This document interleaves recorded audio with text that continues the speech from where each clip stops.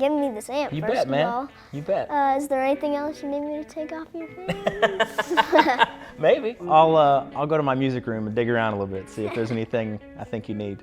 I've heard that your story of how you got started is pretty crazy. Mm-hmm. So, can I hear your story? Well, I started singing in church when I was 4, and then I kind of picked up guitar, and I kind of just stuck with it, and I ended up playing in church for years and years. But I was writing songs just kind of on my own, not really showing them to anybody. Yeah. And then I made the mistake of sharing some of my songs with a friend of mine, and he invited me to go to this open mic at the Blue Light in Lubbock. He said, "I'll buy your beer, and I'll buy your breakfast, and I'll drive if you'll go play this open mic." And I thought, man, that's a pretty good deal. So we drove down there, and I played at the open mic, but it wasn't just the open mic. It was one of the qualifying rounds for their songwriter contest. And so I ended up qualifying that night, and then later on in November of 2011, I won the contest. And that was the last year that the winner of the contest got to play a set at Larry Joe Taylor's in Stephenville. So I went and played Larry Joe Taylor's in April 2012, and I quit my last church job in September 2012. Kind of made the decision to chase my own songs, and so.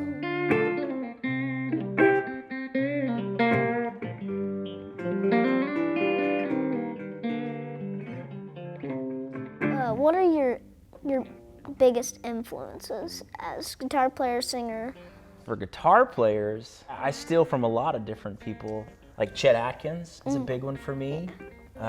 Maybelle Carter. You ever do any of that Travis picking stuff? Yeah, I do a lot of Travis picking. You know, I play with a pick, but I also, I hide it here. Yeah, you taught me how to do that. Yeah. I never really mastered it. No, it's okay. It took me a long time to master it too. It's very hard. And my friend Jim Kendall actually taught me this. And the big thing is because I've always played with my thumb, that Travis picking like. I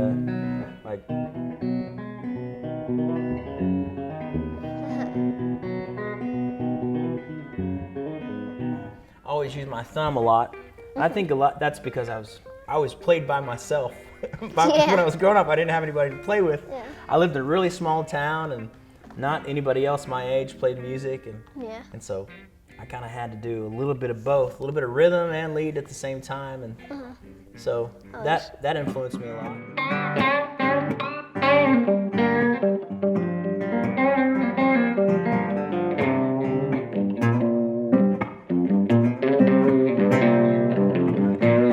What is your dream guitar?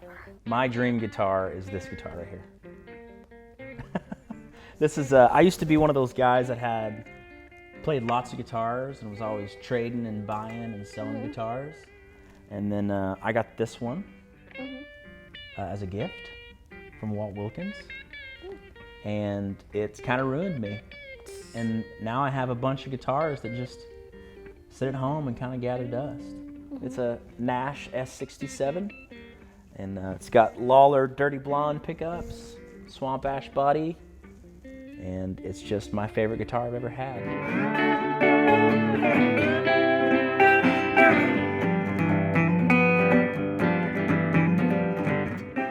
I've seen you play live, and you're a great guitar player.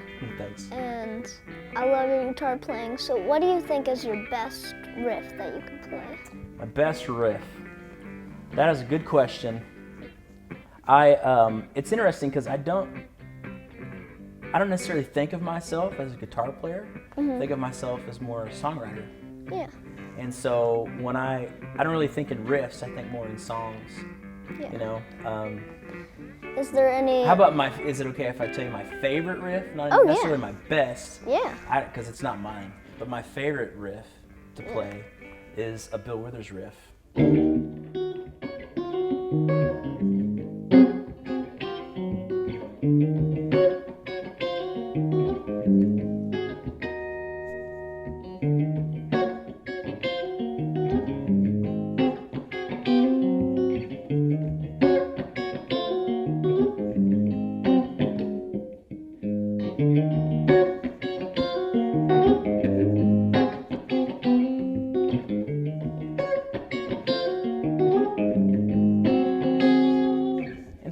repetitive. The whole song is Yeah. pretty repetitive. It's "Use Me" by Bill Withers, but it's just fun to play. It's Yeah.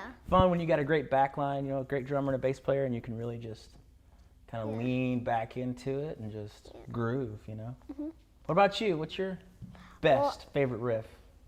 I've got this blues thing that I made up. Yeah.